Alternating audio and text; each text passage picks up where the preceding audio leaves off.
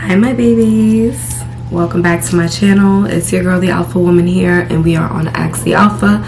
Today's video we are going to be discussing the psychology of why people stay way too long in unhealthy relationships. Oh my god, girl or guy, I think we've all been there, right? So we can get into it, right?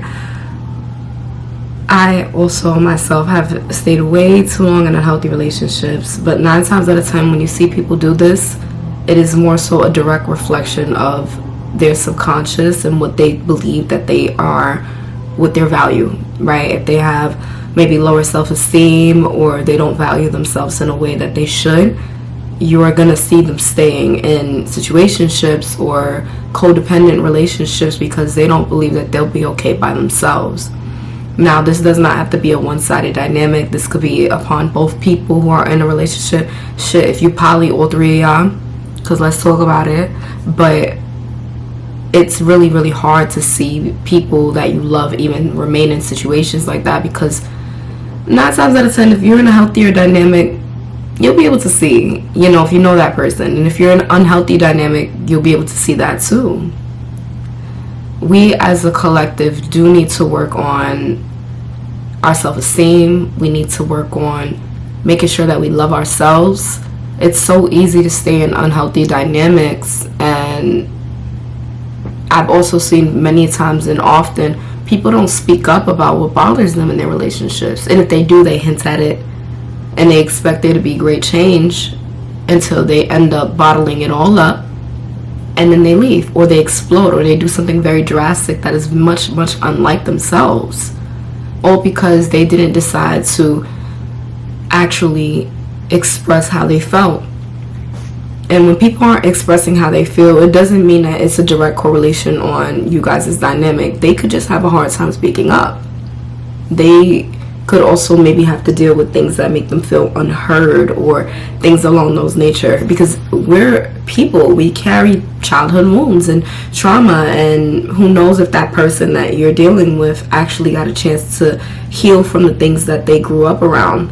Sometimes when people are in unhealthy dynamics for a long time, they grew up around a lot of chaos, a lot of chaos, or they also think that the longevity of the time is what dictates the actual feeling of relationship, right? I'm all for a person dipping. Like, if you gotta go, you gotta go. But I always also think that people should always explore all options before that is the case, and also, what are your boundaries? What are your, this is a yes and this is a no? Sometimes we cross over our yeses and nos, and we think that it's because things will necessarily get better, and sometimes they don't. Sometimes you're even in the relationship with the person for the wrong reasons, and maybe you need to be by yourself.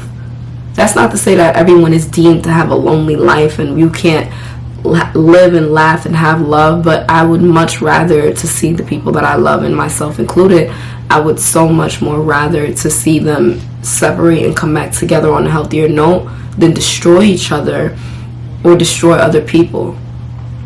I feel like that's something that we see so often, and what ends up happening is that the person that you're in love with, you end up resenting them, and that resentment turns into hatred, and the hatred turns into all of these things, the lies and the anger and all of these things, when it could have been avoided by talking to the person or setting down some harder boundaries. We ignore small red flags thinking that they're small, but many a times the red flags turn way bigger than anything that we can even think can spiral out of control. Sorry about that. Yeah, so back to what I was speaking about. I don't know, you guys, it's really tough and it's tricky. It's like, what does an unhealthy relationship look like to you? I want you to sit down and ask yourself that. If you're the person that's in an unhealthy relationship, or if you see a friend or a family member that's dealing with somebody for way too long. I've had multiple instances where I've had very close friends of mine remain in toxicity and toxic relationships, and most of the time I personally believe it's because they have not decided to identify what a healthy relationship looks like. So they take the love and they think that the love is that's all that's needed. But if you want a successful dynamic and partnership, you're gonna have to work on yourself. It doesn't matter who you are, and it also doesn't mean that anything's wrong with you either. I think people hear the word shrink and they think therapy and they think wounds and healing and trauma, and they immediately think that they're broken. They immediately think that there's like something crazy that's wrong with them, when in actuality this is everybody's lives. We've all gone through something that may have changed us, changed our outlook on things, changed our view of love, whether that's what you were exposed to when you were growing up, what you went through in your own dynamics, or who knows, maybe things have maybe things have happened later on in your life that completely changed your outlook. But that's the whole point of us being here. We're literally souls on this earth getting all of this experience so we can have the best lives that we possibly can. And there has to be duality.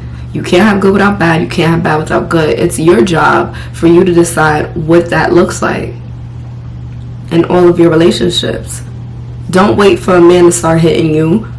If you see him yelling at you or putting his hands close to you or yanking you, those are unhealthy dynamics.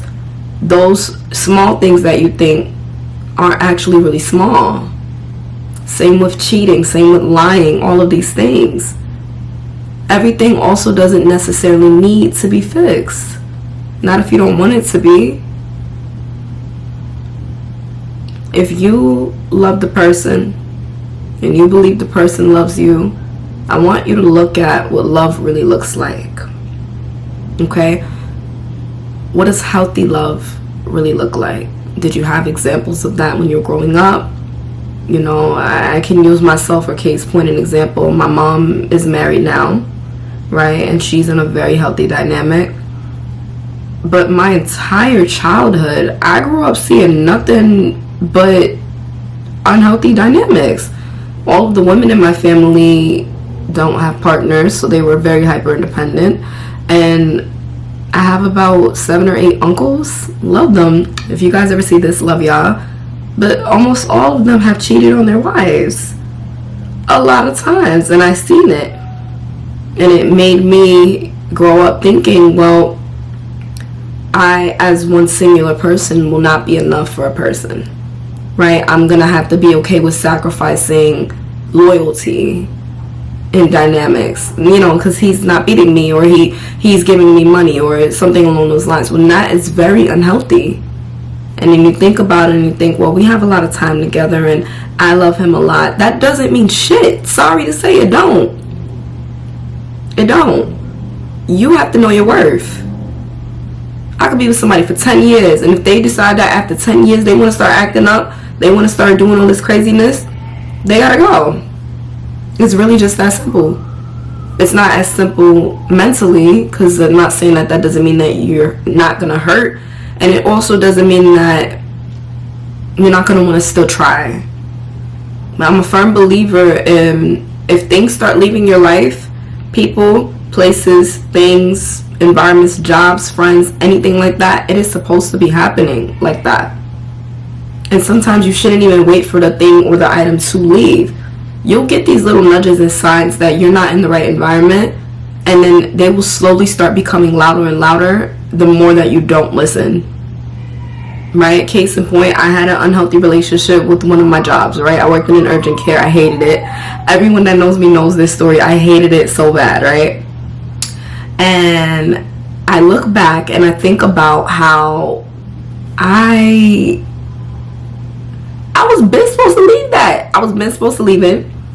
And I just figured, well, this is a good dynamic. They work with my schedule, not realizing that I was quite literally crying every time I went home. That I was bringing that stress onto me and my current boyfriend at the time. That I started to develop crazy health issues and bloating, and I gained a lot of weight, which there's nothing wrong with, but it was in an unhealthy way. I was very stressed out, high cortisol, and I started losing hair, and I started developing insane amounts of eczema. Not saying that wasn't really how I was looking before. I looked different. I felt different. And I felt like I had to just continue to sacrifice and sacrifice and sacrifice. But love does not always mean you need to sacrifice. I didn't even love that job. I just thought that this was good for the moment and we already had enough time together. It just goes to show you can have an unhealthy relationship with anything, but that doesn't mean that you're meant to stay there. We outgrow each other all the time. All the time. And if you expect or you want to grow with someone, something, a company, a person, a friend, or a relationship, if you really want to grow with them and you feel you're outgrowing them, make it clear. I cannot stress this enough. Most people stay in unhealthy dynamics because they don't have any boundaries. They want to sit there and think that things will resolve itself, expecting the other person to be a mind reader. You also have to know yourself too. If you know you're not the type of person that's going to ever forgive cheating, don't try to forgive cheating. Leave. Don't put that other person through the stress of thinking that there's hope and the dynamic. Because everybody is different. Everybody's different. I could sit up here and tell you to do a bunch of things. You ain't got to do it because it's your life, not mine. And the same for vice versa. I just ask that if you're going to make decisions, you do it with an awareness of emotional intelligence. You do it with an awareness of yourself. The biggest thing that I preach on this channel is self-introspection. Knowing the self, knowing who you are. That's the biggest thing. Because you can't make any good decisions without knowing who you are. You'll go through your life cruising, but like you have a blindfold on. With intuition, voices, angels, spirit guides, loved ones, and ancestors trying to speak to you, trying to speak life into you, but you're not going to be able to listen because you didn't even listen to your own self when it was quietly telling you that you should or should not be doing this. Your body will also start to reject anything that's not for you. It will. And that doesn't mean that has to be the case forever, but it should mean that you should honor where you're at in the moment. And there's going to be people that try to bring you down in situations like that. But it's up to you to choose, would I rather be in solitude or be in something unhealthy?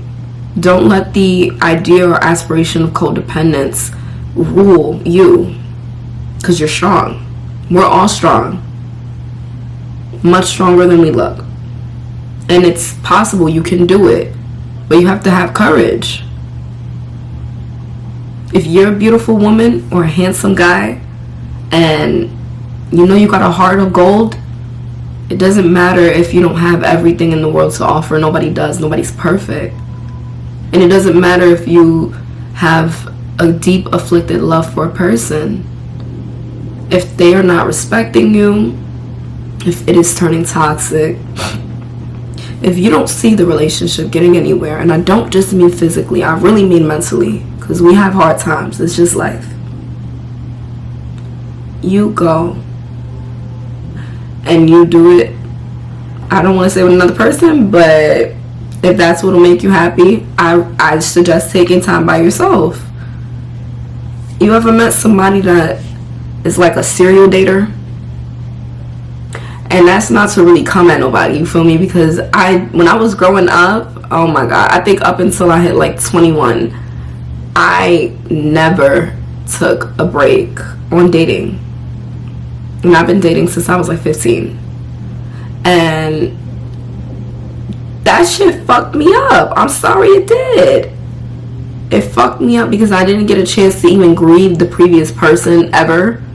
And I started carrying these energetic imprints from prior partners without actually giving myself a chance to heal, so I could attract a resonated partner, a partner that's on my level, one that loves and respects me, not what this illusion of codependency looks like. Because sometimes people look at us and they, for some reason, they think, well, they seem like an ideal partner. And they fetish you. They fantasize you. They think, well, they were in a good relationship there, so I'll just be with them and this will be the same case. No. Anytime that you're with somebody and you're no longer with that person, take time for you. As much time as you need.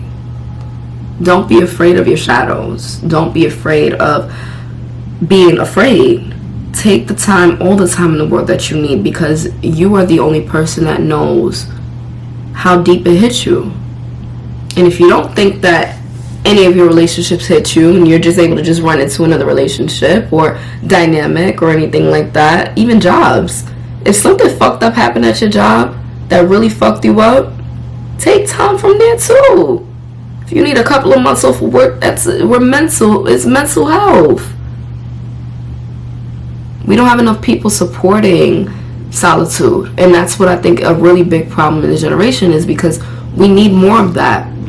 I'm not saying you can't embrace community, but embrace yourself first, because your higher self, your inner child, and your own spirit is depending on that. And you absolutely deserve the best. But you can't have the best if you don't know what the best looks like.